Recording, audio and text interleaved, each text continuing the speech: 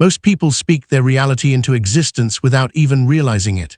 Every morning they wake up and say things like, "I am so tired, I am broke, I am unlucky in love," as if they're just reporting the news. But here's the truth. They're not reporting, they're programming. In the quantum field, words are not harmless sound vibrations. They are frequency commands that carry intention and identity. And of all the phrases you could ever speak, nothing is more potent than the two words "I am." Why? Because everything that follows "I am" becomes a declaration of self. And in the language of the universe, self and reality are the same thing. The field doesn't respond to what you want. It responds to what you are being. This is why spiritual teachers for thousands of years, from ancient mystics to modern quantum thinkers, have pointed to "I am" as the key to creation. In the Bible, when Moses asked the divine for its name, the answer was simple: "I am that I am." That wasn't poetry, it was a revelation. About the fabric of existence, it was a reminder that the essence of creation is self-define. In quantum physics, this matches perfectly with the observer effect. What you identify as, you collapse into form. Every thought you repeat, every self-description you speak is an observation of yourself, and that observation is enough to alter your reality at the subatomic level. But here's the trap. Most people use "I am" unconsciously, and they use it against themselves. They attach it to temporary states as if they were permanent. Identities: "I am tired" becomes "I am a tired person." "I am bad with money" becomes "I am someone who never has enough." And without realizing it, they lock themselves into these frequencies, like tuning a radio to static fill and wondering why the music never changes. This is not because the universe is punishing them. It's because the universe is obedient. The quantum field is like an infinite mirror. It reflects back the vibration you project, no matter what that vibration is. So here's the shift. When you speak "I am," you are holding the pen that writes your reality. But the power of that pen is neutral. You can write limitations or possibilities. You can write fear or love. You can write struggle or flow. The universe does not edit your script. It simply produces the play exactly as you've written it. The tragedy is that most people have been conditioned to write tragedies. They've been told that humility means speaking small, that realism means expecting less, that truth means declaring only what you can see. But in quantum creation, that is backward.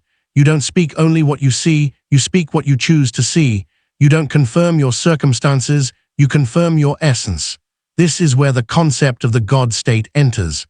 The God state is not about ego or superiority. It's about alignment. It's a state where your inner identity is so coherent, so deeply aligned with your desired reality, that there is no gap between "I am" and what you experience in the physical world. In neuroscience, this is called self-directed neuroplasticity. Your brain rewires itself to match the identity you consistently embody. In quantum mechanics, it's resonance. Your field matches the frequency of a reality, and by the law of energy, that reality has no choice but to match you back. This is not about begging the universe for a blessing. It's about embodying the blessing until the universe can't tell the difference. Imagine this like tuning forks. If you strike a tuning fork tuned to the note A, and there's another A nearby, the second fork will start to vibrate automatically. No pushing, no convincing, no effort, just resonance. The God state works exactly the same way. When you vibrate as the version of you who already has the health, the wealth, the love, the peace you desire, those realities start vibrating back in harmony with you. You're not trying to pull them in. They are drawn to you by the laws of the field. And here's the most important thing. Stepping into the God state begins the moment you stop using "I am" to describe your past and start using it to declare your chosen future as if it's already here. You stop saying "I am trying to heal" and you start saying "I am healed." You stop saying "I am working toward abundance" and you start saying "I am abundant now." At first your mind will argue. It will tell you this is lying. But in quantum creation, you are not lying. You are leading. You are leading your field, your body, your mind into coherence with a higher frequency. And once coherence is established, reality has to follow. Stay with me, because what comes next will take this out of the realm of philosophy and into something you can activate in your daily life. Not someday, not after years of struggle, but starting the moment you finish hearing these words. That's when "I am" stops being just a statement and starts being the key that opens every door you thought was locked. Most people think changing their life starts with changing their actions. They try new routines, new habits, new strategies, but if the identity behind those actions stays the same, nothing truly changes. In quantum manifestation, The identity, your I am, is the frequency transmitter. It's like the motherboard of your reality. Every action, thought, and feeling is just a program running on that board. If you don't change the motherboard, all the programs run the same way no matter how many you install. This is why saying I am with intentionality is so powerful, because it rewrites the motherboard. Neuroscience calls this identity-based habit change. Dr. Joe Dispenza teaches that when you consistently think and feel from a future identity, your brain begins to form new neural pathways as if that future is happening now. Bruce Lipton, in his work on epigenetics, explains that your beliefs, your internal I am statements directly influence the biochemistry of your body, turning genes on or off. And in quantum mechanics, David Bowe's concept of the implicate order mirrors this perfectly. The unseen blueprint, your identity, determines the unfolding of the visible reality, your life. But here's where it gets tricky. The subconscious is stubborn. If for years you've been telling yourself, I am unlucky, I am not enough, or I am always struggling, those programs run automatically, often without you even noticing. These phrases become like background noise in your vibration, constantly sending a signal into the field that says, this is who I am, send me proof. And the field obeys. This is why the first step to shifting into the God state isn't just saying new I am statements, it's catching and interrupting the old ones. Here's an example. Imagine someone who has been repeating I am bad with money for years, even if they try to affirm I am wealthy every morning. The dominant subconscious program will keep overriding it. The quantum field reads the dominant frequency, not the one-off bursts of inspiration. So, the work here is twofold. Reduce the power of the old identity and consistently embody the new one until it becomes the default. One of the simplest yet most overlooked and ways to do this is through conscious interruption. The next time you catch yourself saying I am tired or I am broke, pause. Don't try to force a fake positive.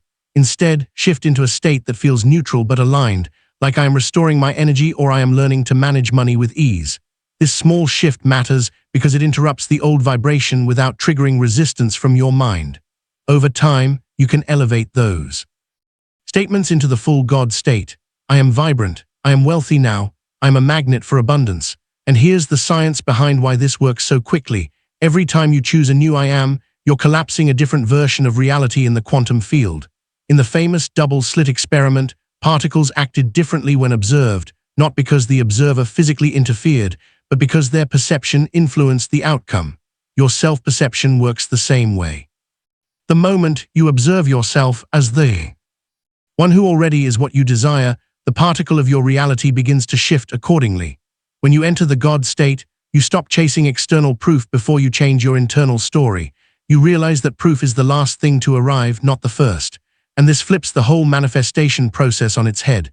Instead of waiting for life to give you permission to say, I am loved, I am abundant, I am powerful, you grant yourself that permission and the field responds to your authority. What's even more exciting is that the God state is self-reinforcing. Once you start living from it, your external results begin to reflect your new identity. And when they do, your faith in the process deepens, which amplifies the signal you're sending out, which brings in more aligned results. It becomes a feedback loop of alignment.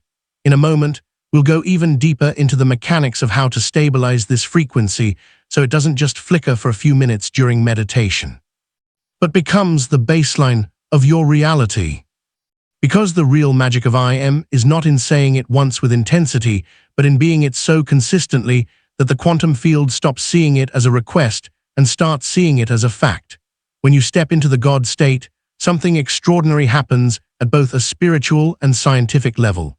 Your baseline frequency changes. In quantum physics, everything is vibration from subatomic particles to galaxies. Nikola Tesla famously said, if you want to find the secrets of the universe, think in terms of energy, frequency, and vibration. Your I am statements are not just words, they are frequency codes. Every time you declare I am, you're tuning your internal oscillator, your consciousness, to a specific signal. The quantum field is like an infinite radio dial containing every possible reality, and your I am acts as the tuner. This is